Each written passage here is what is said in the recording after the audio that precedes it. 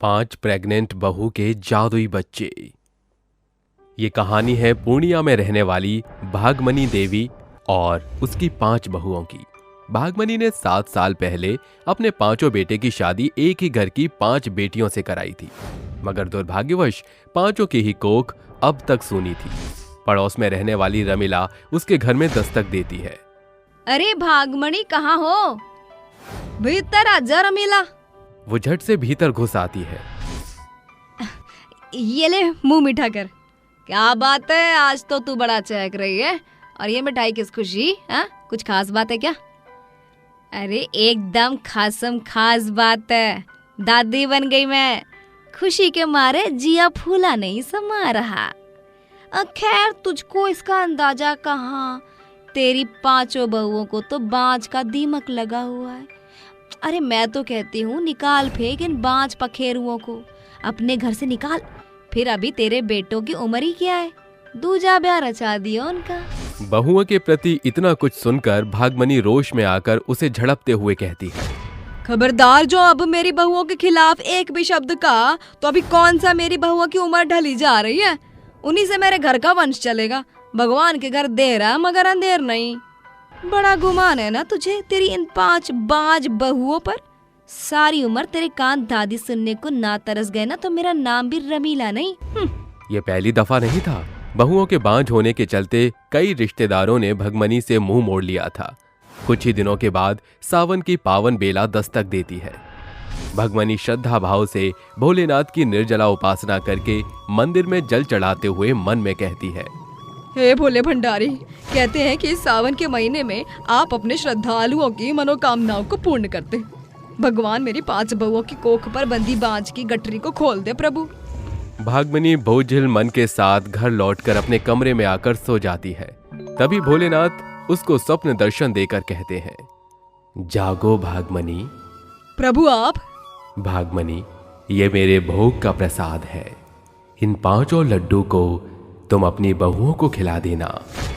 इसे खाते ही तुम्हारी बहू गर्भवती हो जाएगी और अंत में तुम्हें एक बड़ा प्रतिफल देखने को मिलेगा।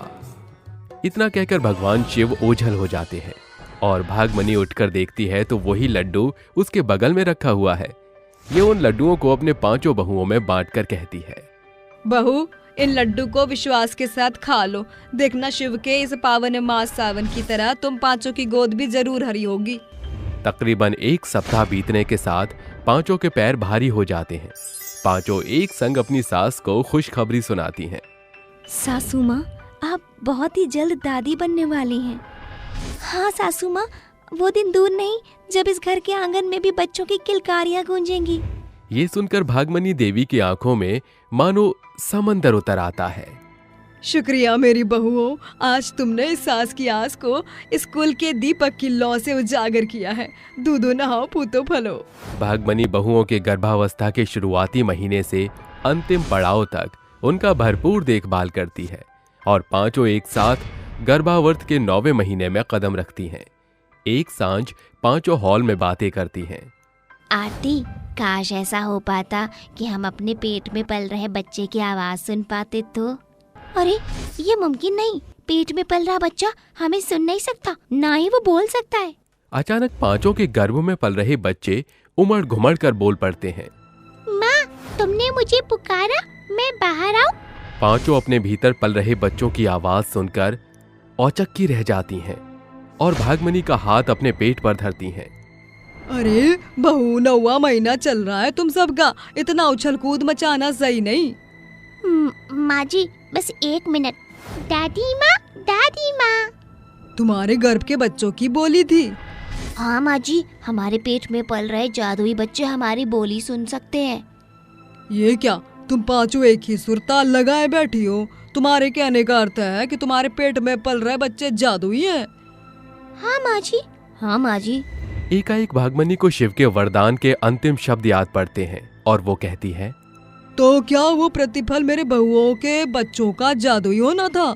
5 बहू एक एक करके अपने पेट पर हाथ रख कर कहती हैं, जिसकी शुरुआत लक्ष्मी करती है। ए मेरे पेट में पल रहे बच्चे, अगर तुम सचमुच जादुई बच्चे हो तो मुझे इसका पुख्ता प्रमाण दो, मुझे ढेर सारा सोना दो उस पलछिन लक्ष्मी के गर्भ के भीतर से एक प्रकाश उजागर होने के साथ घर में सोने के सिक्कों की भरमार लग जाती है। मछली बहू, अब तू कुछ मांग कर देख। आरती अपने पेट पर हाथ धरकर कहती है। क्या मांगू? हाँ, भूख के मारे मेरे पेट में कबड़ी मची हुई है। ए मेरे जादुई बच्चे, अपनी माँ की भूख शांत करने के खातिर ढेर सारे मीठे फल दे। आरती के कहते ही घर में अनेकों फलों का ढेर लग जाता है। उसी पल पड़ोसन रमीला रोते पीटते हुए उसके घर में आकर कहती है। अरे भागमती, गजब हो गया, मेरा नन्हा पोता जिंदगी और मौत के बीच जूझ रहा है। मेरे पल्ले एक भी पैसे नहीं है, मेरी मदद करो। रमीला को यूं रोता बिलखता देख गौरी के मन में दया भाव समा जाता है और वो अपने पेट पर हाथ धरकर कहती है। ऐ मेरे जादुई बच्चे, अपनी माँ की मांग को पूरा कर मुझे ढेर सारे पैसे दे। एकाएक गौरी के गर्भ से पैसे की बहार बरस जाती है, जिसे देख रमीला दंग रह जाती है। वक्त जाया मत करो रमीला मौसी, इन पैसों को ले जाओ। रमीला झट से उन पैसों को बटोर कर जाने लगती है। तभी भागमनी उसे टोकते हुए कहती है। देख लो रमीला, समय का चक्र आज ऐसा घूमा है कि कल तक तुमने जिन 5 बहुओं को बांझ कहकर दुत्कार दिया था, आज वही तुम्हारे मदद में खड़ी उतरी। रमीला अपने किए पर पछतावा भरा रुझान दिखाकर उनका शुक्रिया अदा करके चली जाती है। समय यूं ही गुजरता जाता है। जब भी घर में कमी घटी दिखाई पड़ती तो भागमनी की प्रेग्नेंट बहुएं जादुई बच्चे के सहारे उसे पूरा कर लिया करती। एक बार की बात है, एक भिखारी भूख से बिलबिलाता हुआ उनके घर आता है। अरे अरे, कोई है इस घर के भीतर? आवाज सुनकर अनुराधा बाहर आकर कहती है। जी कहिए। अरे, हफ्तों का भूखा भिखारी हूँ, भूख से अंतड़ियां सूखने को हो रही हैं, कुछ खाने को दे दो। ये सुनकर अनुराधा हाथ मलते हुए मन में कहती है। रसोई घर में तो सब कुछ मांज धोकर धर दिया है, खाना बनाने में देरी लगेगी। अब मेरा जादुई बच्चा ही इनकी भूख को मिटाएगा। वो भिखारी को घर की मेज पर बिठाकर अपने पेट को सहलाते हुए कहती है। ऐ मेरे जादुई लाल, दिखा दे अपना कमाल, मुझे ढेर सारा खाना दे दे। अनुराधा के कहते ही उसके पेट से अनगिनत खाना मेज पर सज जाता है, जिसे खाकर भिखारी तृप्त होकर कहता है। अरे भगवान तुम्हारे जादुई बच्चे को दीर्घायु दे। ऐसा बोलते हुए भिखारी चल पड़ता है। एक सवेरे 5 बहुएं शिव के दर्शन को मंदिर जाती हैं, जहां वीणा आंसुओं में पड़ी होती है। है गौरीपति, और कितना इंतजार करना लिखा है इस बाज के जीवन में। लोगों के ताने भरे शब्द मेरे दिल को छलनी करते हैं।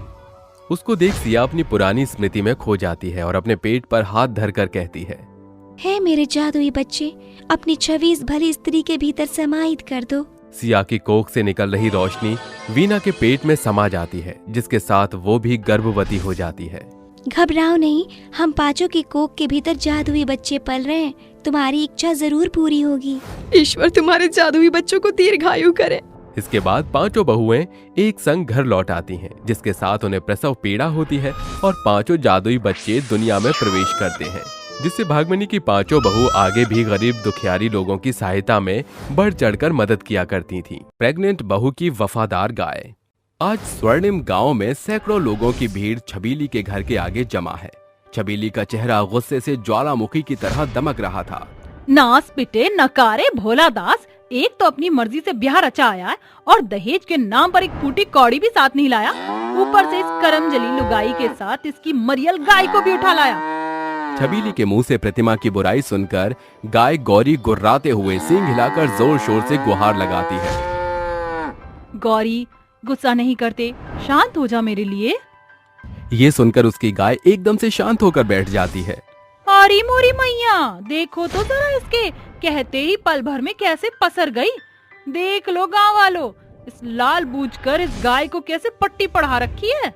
अरे छबीली बहन, ये बेजुबान जानवर बड़े वफादार होते हैं, तुम्हारी तरह षड्यंत्र रचना नहीं जानत है। तो कि तो खुशी होके चाहिए कि दहेज में साक्षात गौ माता पधारी है।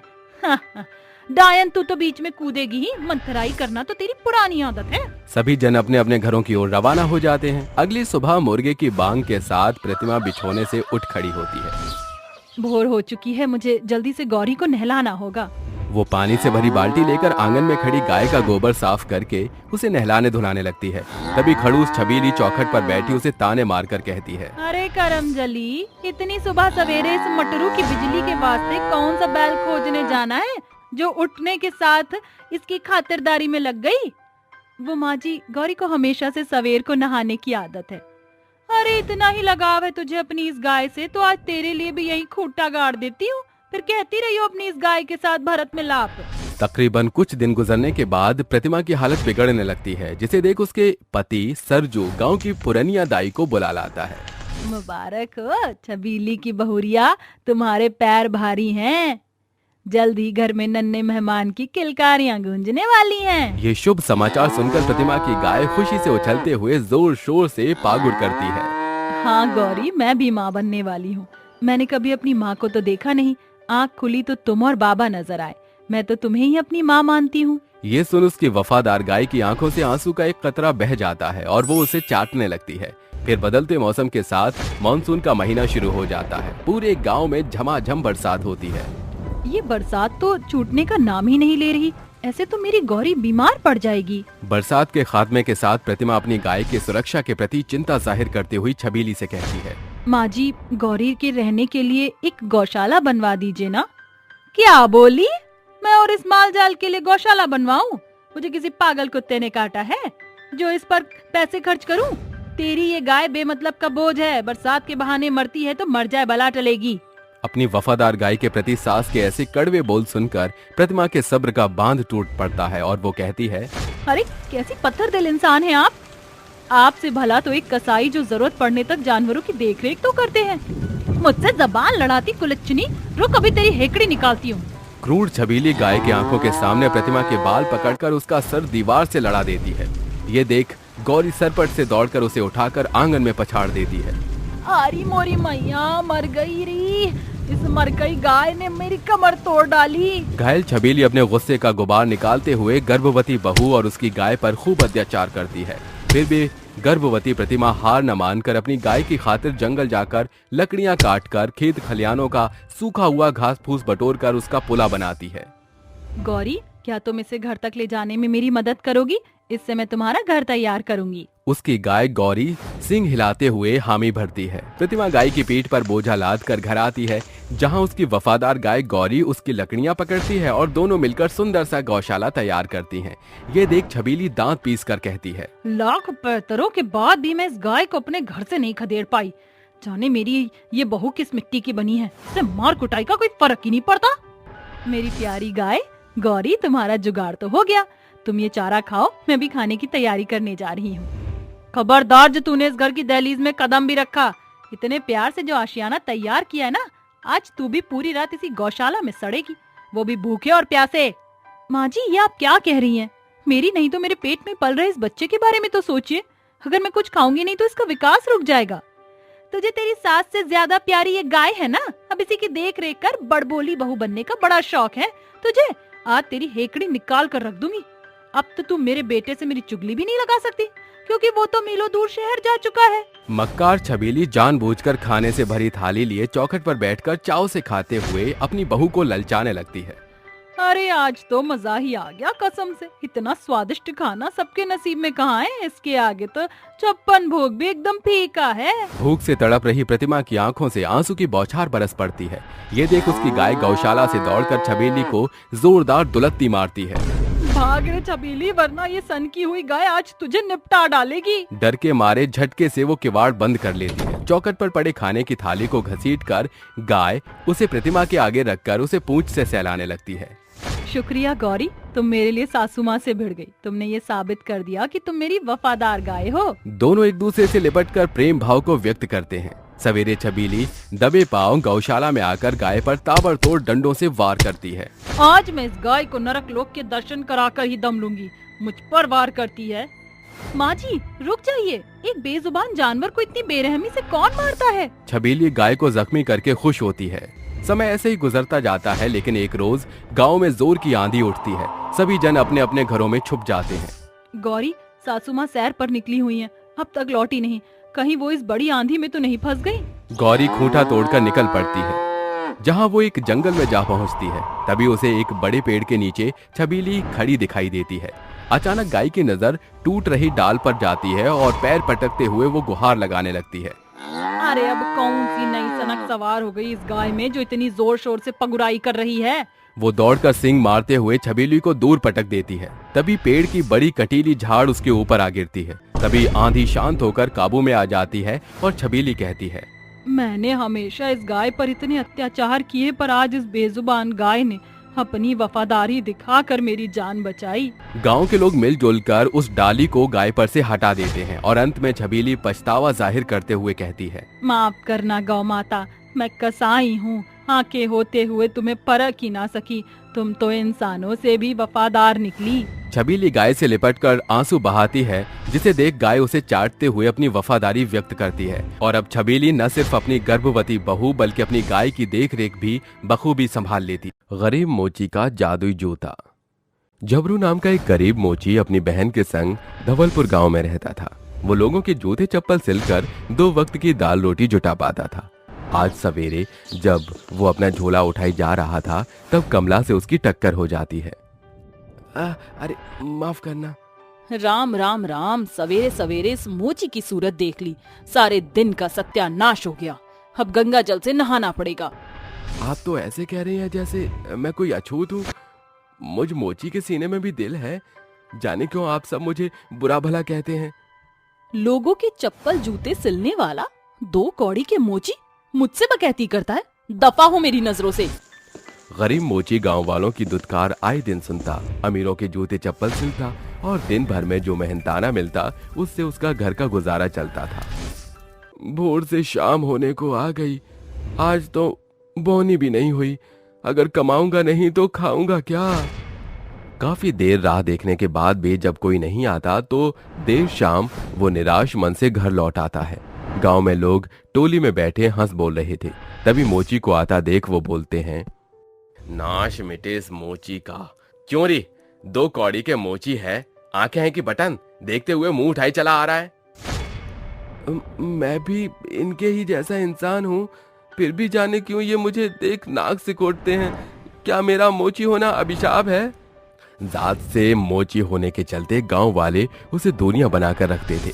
मोची को खाली हाथ घर आता देख रमिया कहती है, भैया तुम खाली हाथ? आज 1 भी रुपए की कमाई नहीं हुई, कोई भी आदमी जूता चप्पल सिलवाने नहीं आया। घर में बनाने को कुछ भी नहीं, क्या आज रात हम भूखे ही सोएंगे? भरा पूरा गांव है, कोई तो हमें खाने को दे ही देगा। जबरू सभी से खाने को मांगता है, लेकिन पत्थर दिल लोग मदद करना तो दूर गरीब मोची को खरी खोटी सुनाकर उसे भगा देते हैं। अरे जिस गांव में रहने वाले लोगों के बीच अपनापन न हो बल्कि जिल्लत भरी जिंदगी हो, वहां रहना सही नहीं है। लेकिन हमारे पास दूसरा कोई ठिकाना भी तो नहीं, हम जाएंगे कहाँ? जहां ईश्वर ले जाए। वो भूखे प्यासे ही गांव को अलविदा बोलकर निकल पड़ते हैं। चलते हुए वो कोसों दूर पहुंचते हैं, जहां उनके पांव एक खूबसूरत जंगल के पास रुकते हैं। अरे अब हम इस जंगल में अपना आशियाना बनाएंगे। और जिस दिन हमारे पास खाने को ना हुआ तो हम पेड़ से फल तोड़कर अपना पेट भी भर सकेंगे। मोची पेड़ों से लकड़ियां काटकर एक सुंदर झोपड़ी तैयार कर लेता है। यहाँ कितना सुकून है। वो फल तोड़कर अपनी भूख मिटाते हैं। अगली भोर मोची थैला उठाए बाजार में जाकर चप्पल सिलता है और चंद सिक्कों से घर का राशन लाता था। वो थोड़े में भी खुश था, पर अब बाजार में और भी मोची के आने से उसका धंधा ठप पड़ जाता है। ऐसे में भीषण गर्मी पड़ती है, जिससे जंगल के फल फूल के पेड़ भी सूख जाते हैं। अरे अब मैं अपना और रमिया का पेट कैसे भरूंगा? क्यों ईश्वर ने सारे दुख मुझ मोची के भाग्य में ही लिख दिए हैं। वो कुछ दूर आता है कि अचानक उसको जंगल के बीचों बीच एक ऋषि बेहोश दिखाई पड़ते हैं। अरे यह तो कोई तपस्वी लगते हैं, मुझे इनकी मदद करनी होगी। मोची ऋषि के मुंह पर पानी डालकर उन्हें पेड़ की छाई में ले आता है। तभी उसकी नजर ऋषि के पैरों पर पड़े छालों पर पड़ जाती है, जिसमें से बेतहाशा खून बह रहा था। धरती की तपिश से इनके पांव में छाले पड़ गए हैं। मैं तो मामूली मोची हूँ और ये ब्राह्मण, इसलिए इन्हें अपना चप्पल नहीं पहना सकता। मोची पेड़ की छाल छीलकर लकड़ी की चप्पल बनाकर ऋषि को पहनाता है। तभी ऋषि को होश आता है। क्या तुमने मेरी जान बचाई? जी हाँ। ये मेरे पैरों में किसके चरण पादुका हैं? वो नंगे पांव चलने से आपके पैरों में छाले पड़ गए थे, इसलिए मैंने ये आपके लिए बनाया। अगले ही पल तेज रोशनी की चमक के साथ ऋषि जमीन से अदृश्य होकर एक देवता का विशाल रूप धरकर कहते हैं, तुम्हारी सेवा से मैं प्रसन्न हुआ। घबराओ नहीं, मैं इस वन का देवता हूँ। वनदेव, मैं एक गरीब मोची हूँ, कोई भी मुझसे बात करना तो दूर, देखना भी पसंद नहीं करता।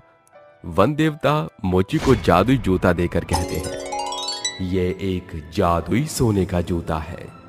जब भी तुम्हारे पास कमी हो तुम इसे मदद के लिए पुकारना, तब ये जादुई सोने के जूते में बदलकर तुम्हें सोने के सिक्के देगा। ये कहकर देवता गायब हो जाता है और मोची खुश होकर जादुई जूता लिए घर पहुंचता है। घर में खाने को कुछ भी नहीं, फिर भी तुम्हारे चेहरे पर मुस्कान है। क्योंकि अब हमारे दिन सुधरने वाले हैं। जादुई जूता, मुझे ढेर सारे सोने के सिक्के दे। जादुई जूता हवा में उछलकर बड़े आकार का होकर सोने के चमचमाते सिक्के बरसाने लगता है, जिसे देख हैरानी से रमिया का मुंह खुला, आंखें फटी रह जाती हैं। अरे ये जादुई सुनहरा जूता तो हीरे की खान जैसा है, या यूं कहें कि ये खजाना है। जादुई जूते से मिले सोने के सिक्कों को बटोरकर गरीब मोची उन्हें बेचकर घर का राशन पानी ले आता है, जिससे रमिया खाना पकाती है। अरे आज कितने अरसे बाद हमको ये स्वादिष्ट खाना मिला है। ये सब कुछ सिर्फ इस जादुई जूते की वजह से मुमकिन हुआ है। जादुई जूता हर दिन उन्हें सोने के सिक्के दिया करता था, जिसे वो जमा कर रहे थे। भैया, इस जादुई जूते से हमारा जीवन पटरी पर आने लगा है। बात तो तुमने 100% की है रमिया।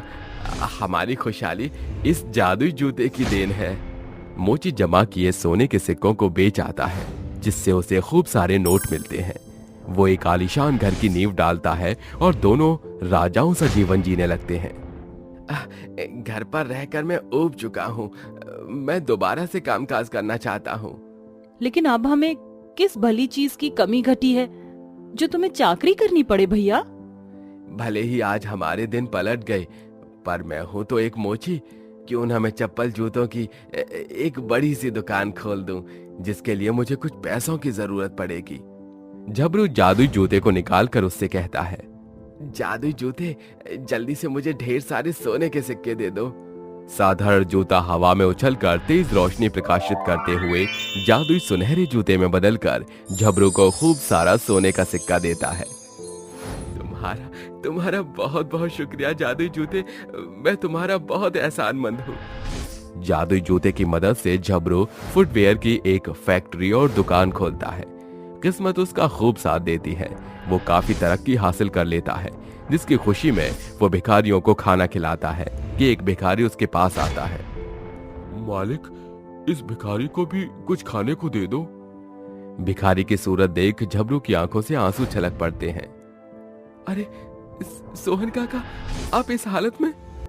अरे तूने गांव क्या छोड़ा, धवलपुर वासी पर दुखों का पहाड़ टूट पड़ा, सब भूखों मर रहे हैं। अरे चुप हो जाइए, चलिए मेरे साथ। झबरू बूढ़े सोहन के संग घर आकर जादुई जूते से कहता है, ए जादुई जूते, मुझे आज बहुत सारा सोना दे। जादुई जूता झमाझम सोने के सैकड़ों सिक्के बरसाता है। अरे दादा, ये क्या जादुई जापानी जूता जो सोना बरसा रहा है? काका, ये सारे सोने के सिक्के आप रखिए, इनसे गांव की बदहाली खत्म हो जाएगी। हमने तुम्हारे मोची होने के लिए तुम्हें सालों बुरा भला कहा, पर तुमने आज भी हमारा साथ दिया। आज के जमाने में तुम जैसा इंसान लाखों में एक होता है।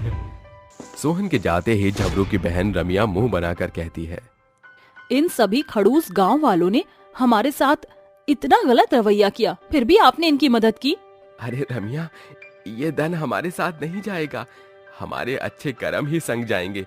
इसलिए जब तक जीवन है दूसरों की मदद करना हमारा कर्तव्य है। रईस हो जाने के बाद भी गरीब मोची झबरू के अंदर रत्ती भर का भी घमंड नहीं आता और वो जादुई जूते से लोगों की मदद किया करता था। चुड़ैल की सब्जी मंडी। ढोलकपुर गांव बड़ा खुशहाल जिंदगी जी रहा था। वहीं पास में एक घने जंगल पर 2 चुड़ैलें पेड़ पर बैठकर अपने पैर हिला रही थी। अरे कब तक इस पेड़ पर बैठकर इंतजार करें? यहाँ तो कोई भी इंसान नहीं आ रहा। इंसानों की राह तकते तकते तो अब मैं बोर भी हो चुकी हूँ। यार हम बहुत वेली चुड़ैल हैं। रागिनी चुड़ैल है ना, वो भी ना ढाबे पर खाना बनाने का काम करती है। हाँ हाँ, और वो उर्मिला चुड़ैल, वो तो अपना चुड़ैल लोक में ब्यूटी पार्लर खोलकर बैठी हुई है। पर तू ये सब क्यों कह रही है? मैं सोच रही थी कि क्यों ना हम भी अपना बिजनेस स्टार्ट कर लें। इससे हम बोर भी नहीं होंगे और मजा भी आएगा। पर तू जानती है हम सुधरी हुई चुड़ैल नहीं है। लोगों को परेशान करना हमारा परम कर्तव्य है। हाँ तो ठीक है, हम अपना सब्जी मंडी में सब्जी बेचने का बिजनेस करेंगे। पर उससे क्या होगा? वो जानने के लिए सबको इस कहानी के अंत तक जुड़ा रहना होगा। तो आइए फिर ढोलकपुर गांव के सब्जी मंडी में चले। ये बोलते ही अगले दिन दोनों चुड़ैल मंडी में अपनी वेशभूषा बदलकर सब्जी बेचने लगती हैं। अरे क्या क्या सब्जी रखी है तूने बेचने के लिए? यही सब, आलू, टिंडे, तोरी, कद्दू, करेला, भिंडी, प्याज। अरे ओ चुड़ैल, ये कैसी वाहियात सब्जी रखी है तूने? भला ये कद्दू करेला कोई खाने की चीज है? मुझे तो उल्टी आ रही है। अरे तो कौन सा हमें खानी है? अरे ये भिंडी कैसे दी है? बिल्कुल साफ सुथरी ताजी और हरी भिंडी दी है। अरे बहन जी वो तो मुझे भी पता है, पर हैं कितने की? जितना आप दोगे उतने की है ये। हे भगवान, मतलब क्या भाव है? अरे बहन जी हम में भाव बिल्कुल भी नहीं है। अरे पागल वागल हो क्या? मुझे तुमसे भिंडी लेनी ही नहीं है। अरे बहन जी रुकिए, वो क्या है ना, आज ही हम पहली बार सब्जी बेचने मंडी में आए हैं। इसे कुछ पता नहीं है। 20 रुपए की पाव है, ले जाओ। ठीक है दे दो। और हाँ, बोल बोल कर सब्जी बेचो, मंडी में तभी बिकेगी। जी जी जी, बड़ाई हमको सिखाने वाली। सब्जी ले लो, सब्जी ताजी ताजी हरी हरी सब्जी, भिंडी, तोरी, कद्दू, करेला, ले लो सब्जी ले लो। अरे बहन जी ये जरा कद्दू देना। ये लीजिए कद्दू। अरे बहन जी पूरा मत दो, काटो तो सही। मैं काट देती हूँ। कद्दू कटेगा तो सब में बटेगा, कद्दू कटेगा तो सब में बटेगा। अरे आपने कितने अच्छे से दिया है आलू, और कांदा भी दे दीजिए। जी बिल्कुल बिल्कुल, लीजिए। जब शाम को ये सब्जी बनाकर खाएगा ना तो पता चलेगा कि कितने अच्छे से दिया है। रोनित दोनों चुड़ैल से सब्जी लेकर चला जाता है। ऐसे ही काफी लोग चुड़ैल से सब्जी लेने आते हैं, जिसके बाद उनकी सारी सब्जियां बिक जाती हैं। शाम के समय चुड़ैलें लोगों के घर में खिड़की से झांक झांक कर उन्हें सब्जी बनाते हुए देखती हैं। तभी रोनित अपनी बीवी से कहता है, अरे ओ चंपा, खाने की खुशबू तो बड़ी लजीज सी आ रही है, क्या बनाया है? अजी जो आप सब्जी लेकर आए थे वही कद्दू बनाया है मैंने। अच्छा फिर तो जल्दी से लेकर आओ।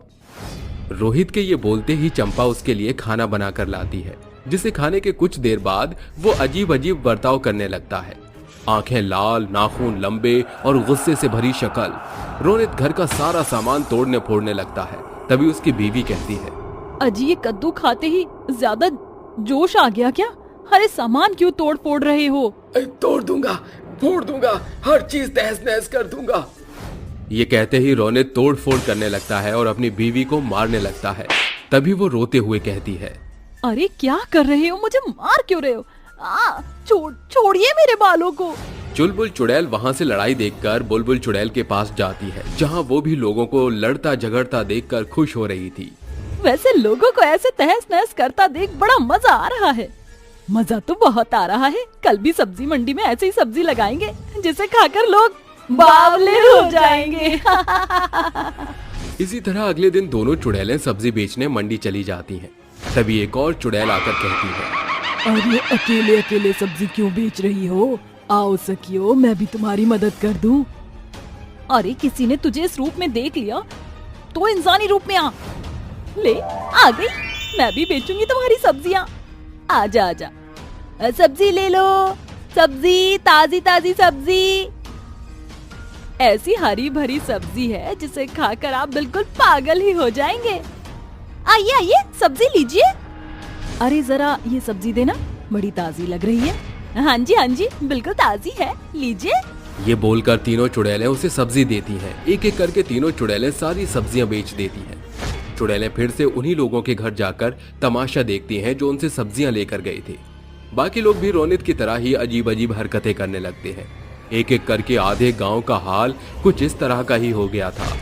तभी कुछ औरतें अपने घर वालों की चिंता जताते हुए कहती हैं, हे राम जी, ये हमारे गांव में क्या हो रहा है?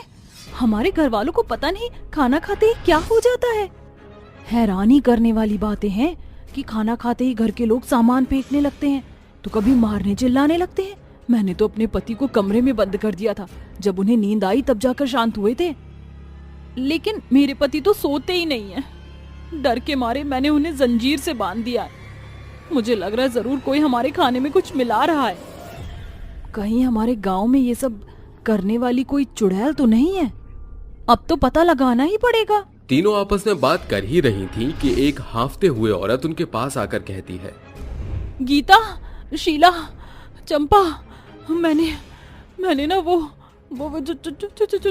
चुड़ैल देखी। क्या चुड़ैल? पर वो क्या कर रही थी? मैंने सब्जी मंडी में उसे सब्जी रखते हुए और रूप बदलते हुए देखा था। वो तीनों बहुत खतरनाक चुड़ैल दिखती हैं। क्या वो तीनों? हाँ, तो चलो अब हमें उन चुड़ैलों पर नजर रखनी होगी। पता तो चले आखिर माजरा क्या है। तीनों चुड़ैल सब्जियों के खेत में खड़ी होकर उन सब्जियों में अपनी जादुई भूतिया शक्ति डाल रही थी, जिसे खाकर लोग अक्सर बेकाबू हो जाते थे। तभी तुम लोगों का आइडिया तो बड़ा अच्छा है, लोगों को सब्जी खिलाकर पागल करना। इससे तुम्हें मिलता क्या है? हमें इससे शक्तियाँ मिलती हैं। लोग जैसे पागल होते हैं उतने ही हम ताकतवर होते हैं। शक्तियाँ ही नहीं, हमें लोगों को परेशान करके बहुत मजा भी आता है। अब देखना, धीरे धीरे पूरा गांव कैसे पागल हो जाएगा और फिर ढोलकपुर से पागलपुर बन जाएगा। कल भी हम इन्हें यही सब्जियाँ खिलाएंगे लोगों को। तीनों चुड़ैलों की ये बात वो चारों औरतें सुन लेती हैं, जिसके बाद चंपा कहती है, इसका मतलब कि ये सब्जी खिलाकर हमारे पतियों को, घर वालों को बेकाबू करती थी और इसकी सारी ताकत इन सब्जियों में ही है। तो तुम जानते हो ना हमें क्या करना? हम वो सामान तो लेकर आए ही थे। हाँ, जानते हैं। अभी सब्जी के खेत को ध्वस्त करना होगा, तभी इन तीनों चुड़ैलों का काम तमाम होगा। ये बोलते ही वो चारों औरतें खेत के कोने कोने जाकर सारी सब्जियों में मिट्टी का तेल छिड़ककर माचिस से आग लगा देती हैं, जिसके बाद धीरे धीरे सारी सब्जियां जलकर राख हो जाती हैं। उसी के साथ तीनों चुड़ैलें तिल मिलाकर मर जाती हैं और सारी औरतें कहती हैं, अब हमारा गांव और हमारे घर वाले सभी सुरक्षित हैं। सहारनपुर के छोटे से गांव में छोटा सा परिवार रहता था, जिसमें रवि अपनी पत्नी कोयल और अपने बेटे राहुल के साथ रहता था। उसके माता पिता भी उसी के साथ रहते थे। कोयल अभी प्रेग्नेंट थी और उसको कुछ ही दिनों में बच्चा होने वाला था। एक दिन रवि अपनी पत्नी कोयल को मंदिर ले जा रहा था। मंदिर जाकर उसने भगवान से प्रार्थना की, हे प्रभु, इस बार मुझे एक बेटी देना। बेटा तो मुझे मिल गया, लेकिन मैं एक प्यारी सी बेटी चाहता हूँ। तभी अचानक से कोयल के पेट में दर्द होने लगता है और वह दर्द के मारे चिल्लाते हुए रवि से कहती है, अजी सुनते हो, मेरे पेट में बहुत दर्द हो रहा है, मुझे जल्दी से हॉस्पिटल लेकर चलो, मुझसे ये दर्द बर्दाश्त नहीं हो रहा। कोयल की ये हालत देखकर रवि तुरंत ही एम्बुलेंस को कॉल करता है, जिसके बाद तुरंत वहाँ एम्बुलेंस पहुँच जाती है और रवि अपनी पत्नी को हॉस्पिटल ले जाता है। जैसे ही कोयल और रवि हॉस्पिटल में पहुँचते हैं, डॉक्टर कोयल की हालत देखकर उसे तुरंत ओपीडी में ले जाती है, जिसके बाद कोयल की डिलीवरी शुरू हो जाती है। कुछ ही देर बाद ओपीडी से एक बच्चे के रोने की आवाज आती है। तभी एक डॉक्टर कोयल के बच्चे को बाहर लेकर आती हैं और रवि के पास आकर कहती हैं, मुबारक हो, आप बाप बन गए हो, आपको एक बहुत ही प्यारी सी लड़की हुई है। जैसे ही रवि अपनी बेटी को देखता है, खुशी के मारे पागल हो जाता है, जिसके बाद वह पूरे हॉस्पिटल में मिठाई बंटवाता है। 1-2 दिन बाद हॉस्पिटल से कोयल डिस्चार्ज हो जाती है और रवि उसे वापस घर ले आता है। रवि की बेटी को देखकर घर के सभी लोग बहुत खुश होते हैं। रवि अपनी बेटी का नाम भूमि रखता है। धीरे धीरे भूमि बड़ी होने लगती है, लेकिन जैसे जैसे भूमि बड़ी होती है, भूमि को नींद में चलने की आदत होने लगती है। इसी वजह से रात के समय कोयल और रवि घर के सभी खिड़की दरवाजों पर ताला लगाकर रखते हैं, ताकि भूमि नींद में घर से बाहर ना जा सके। एक दिन सुबह, हमें अपनी बेटी का इलाज करवाना चाहिए, वरना जब ये बड़ी होगी तो इसे दिक्कत हो सकती है। अजी आप बिल्कुल ठीक कह रहे हो, हमें भूमि का इलाज करवाना होगा। ये सोचकर वह दोनों भूमि को एक अच्छे से डॉक्टर के पास दिखाने ले जाते हैं। कई दिनों तक भूमि की दवाई चलती है, लेकिन उसको कोई आराम नहीं पड़ता। कोयल और रवि इस आस में भूमि को दवाई खिलाते रहते हैं कि एक दिन उसकी नींद में चलने की बीमारी ठीक हो जाएगी। लेकिन दवाई खाते खाते भूमि अब शादी के लायक हो जाती है, लेकिन फिर भी उसकी नींद में चलने की आदत जाती ही नहीं है। एक दिन रवि कोयल से कहता है, कोयल, मैं सोच रहा था कि भूमि की शादी करवा दूं। लेकिन शादी के बाद भी वो ऐसे ही नींद में चलती रहेगी तो कैसे चलेगा? क्या पता शादी के बाद उसकी बीमारी ठीक हो जाए, पर शादी तो उसकी करवानी होगी ना, अब उसकी उम्र हो गई है। रवि की बात सुनकर कोयल उसकी बात मान लेती है, जिसके बाद रवि एक अच्छा सा लड़का देखकर भूमि की शादी उससे करवा देता है। शादी के बाद भूमि अपने ससुराल की सारी जिम्मेदारियों को उठा लेती है, लेकिन वहीं दूसरी तरफ वह रात को नींद में चलती हुई कभी रसोई में सो जाती है तो कभी आंगन में। ये सब देखकर भूमि की सास कामिनी को कुछ समझ नहीं आता है, इसलिए एक दिन रात के समय वह चौकन्ना होकर सोती है। आज की रात मैं भी देखती हूँ कि भूमि कभी रसोई में तो कभी आंगन में क्यों सो जाती है। जैसे ही रात को सभी लोग सो जाते हैं, आधी रात के समय भूमि अपने कमरे से नींद में चलते हुए घर का दरवाजा खोलती है और बाहर चलने लगती है। ये सब कामिनी देख लेती है और उसका पीछा करने लगती है। हे भगवान, ये तो घर से बाहर जा रही है, लगता है अपने किसी आशिक से मिलने जा रही होगी। मुझे तो पहले से ही शक था कि इसके अंदर कुछ तो गड़बड़ है। अब मेरा शक यकीन में बदल गया है। ये बात मुझे घर के सभी सदस्यों को बतानी होगी। अगले दिन सुबह कामिनी घर के सभी सदस्यों को रात के बारे में बता देती है, जिसे सुनकर अर्णव कहता है, अरे माँ, आप बेकार में ही बेचारी के ऊपर इल्जाम लगा रही हो। वो मुझसे बहुत प्यार करती है, मैं ये बात अच्छे से जानता हूँ। जब वो तुझे धोखा देकर चली जाएगी तब तुझे समझ आएगा कि तेरी माँ तुझे क्या कह रही थी। अर्णव उसकी बात का विश्वास नहीं करता, इसलिए वह सबसे कहती है, तुम लोगों को मेरी बात का विश्वास ही नहीं हो रहा है। आज की रात मैं तुम लोगों को दिखा दूंगी कि ये लड़की किसी के पास जाती है, वो भी किसी को बिना बताए। कामिनी की बात सुनकर घर के सभी लोग मान जाते हैं, जिसके बाद रात के समय कामिनी भूमि के ऊपर नजर रखती है। रात होते ही भूमि नींद में चलने लगती है और चलते चलते दरवाजे से बाहर निकल आती है, जिसके बाद कामिनी सबको बुलाकर दिखाने लगती है। देखा तुम लोगों ने, मैं तो कह रही थी कि हमारे बेटे अर्णव की बहू अपने आशिक से मिलने देर रात बाहर जाती है। अब तो हो गया ना मेरी बात पर विश्वास। जब अर्णव भूमि को ऐसे बाहर जाते हुए देखता है तो वो बाहर जाते जाते उसका पीछा करने लगता है। आखिर मैं देखूं तो सही कि कौन है वो जिससे मेरी पत्नी इतनी रात बाहर मिलने जाती है।